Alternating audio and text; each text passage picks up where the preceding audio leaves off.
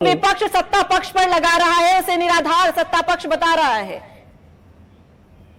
पहले तो मैं आप सबको नमन करता हूँ और मैं हनी जी को पूरा कान से और दिमाग से सुन रहा था।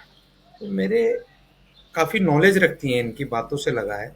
और नड्डा जी भी काफ़ी गंभीर आदमी है, इनकी पार्टी के राष्ट्रीय अध्यक्ष है। अग्निवीर एक योजना है जो फौजी से, परिवार से, आर्मी से डायरेक्टली रिलेटेड है। आपने अग्निवीर पे एक शब्द अपने मुंह से नहीं निकाला। आपने अग्निवीर को एक्सप्लेन करना जरूरी नहीं समझा। आपने उसको पास कर दिया because you have the majority, you have the numbers. आपने अग्निवीर के बारे में कोई शब्द नहीं बोलना चाहा। आपने उन सब चीजों के बारे में बोला है जिन पे 85 बार पहले डिस्कशन हो गया है। आप कहते हैं हमने सर्जिकल स्ट्राइक करी। देश में पहली सर्जिकल स्ट्राइक 1971 में हुई थी, जो east Pakistan, which was then the part of Pakistan, जो अब बांग्लादेश बन गया है, मुक्ति वाहिनी के साथ मिलकर हुई थी। वो ये पहली सर्जिकल स्ट्राइक में हुई में या कहीं पे भी, और ये आखिरी सर्जिकल स्ट्राइक में हुई। इनफैक्ट ये पहली बार हुआ इस देश में कि किसी सर्जिकल स्ट्राइक का एक पॉलिटिकल पार्टी ने अपना चोला पहन के लिए बोला कि हमने सर्जिकल स्ट्राइक कराई। That was an derogatory remark to Indian national army, Indian army. और इंडियन आर्मी के चीफ जनरल सिंह ने बाकायदा ये प्रेस करी थी और पब्लिक में बोला था। ये पूरे भारत में ना भूत हो ना भविष्य थे, आर्मी चीफ ने बोला था कि कोई भी पॉलिटिकल पार्टी नाम लेते बिना नाम लिए, ना बीजेपी का ना हमारा, कोई भी पॉलिटिकल पार्टी इसको पॉलिटिसाइज ना करे।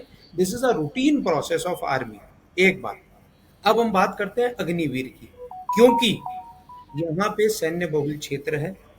हमारे परिवार के, पहाड़ के, गढ़वाल के, कुमाऊं के, हमारी दो दो रेजिमेंट है फौज में, गढ़वाल रेजिमेंट, कुमाऊं रेजिमेंट। उन रेजिमेंट्स में हमारे बच्चे, हमारे अभी कल एक हमारा बच्चा शहीद हुआ है मणिपुर में। मैंने भी इसकी सभी का, आप लोगों ने इसको न्यूज में डाला है, हमने भी इस पर श्रद्धांजलि व्यक्त करी है। हमारे बच्चे, हमारे भाई, हमारे बहन, हमारे परिवार के लोग इसमें शहीद हो रहे हैं देश की सुरक्षा में। तो ये हमारा सबसे सेंसिटिव इशू है। वो अपनी जान की कीमत रखता है। और अग्निवीर योजना ही नहीं पाए कि 4 साल बाद वो बाहर हो जाएगा या क्या होगा। आप एक्सप्लेन करते ना। आपने अग्निवीर थोपी है पब्लिक पे बिकॉज आपके पास मसल नंबर्स थे, आपने थोपी है। आप एक्सप्लेन नहीं कर पाए। सैन्य धाम की आप बात करते हैं कि हमने सैन्य धाम कर दिया, घर घर से मिट्टी उठाई।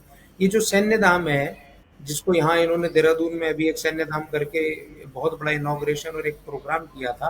आपने खुद, आपके चैनल में मैं रीना जी देख रहा था, उसमें करोड़ों का घोटाला आपने कुछ गणेश जोशी जी के नाम से निकाला था। मैंने तो नहीं बोला, ये तो मीडिया निकाल रही है, तमाम जगह ये निकल रहा है। अब आप मेरे को बताइए, सैन्य धाम में घोटाला, पुलवामा अटैक जिसकी ये बात करते हैं, जिसपे आज इन्होंने गला अपना साफ किया हमारे माननीय राष्ट्रीय अध्यक्ष जी ने। पुलवामा अटैक पे the then governor of Jammu Kashmir Satyapal Malik ji ने बकायदा मीडिया में ये बात कही है कि पुलवामा अटैक मोदी सरकार की बहुत बड़ी फेलियर थी।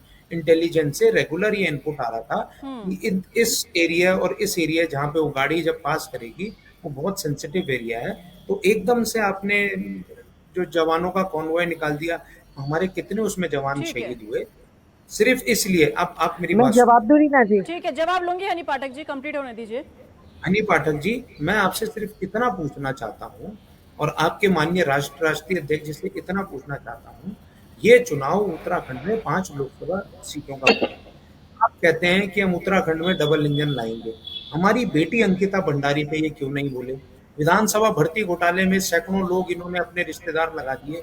जो आपके महेंद्र भट्ट जी है ना अध्यक्ष, उनका सगा साला विधानसभा भर्ती घोटाले में लगा है। वो बैकडोर विधानसभा बैग, मुकेश भट्ट उसका नाम है, आपको बता दो। ठीक है। आपके मुख्यमंत्री जी के यहाँ ओएसडी है सत्य प्रकाश रावत, उनका सगा साला लगा। तो ऐसे तमाम 2000 से 22 तक लोग लगे। ठीक एक है। किसी को मैं बात करता, आपने यूके ट्रिपल एस सी इतना बड़ा मामला हमारे स्टेट में हुआ, उसमें आपने कोई सीबीआई जांच का आश्वासन नहीं दिया। आपने स्टेट से जुड़े किसी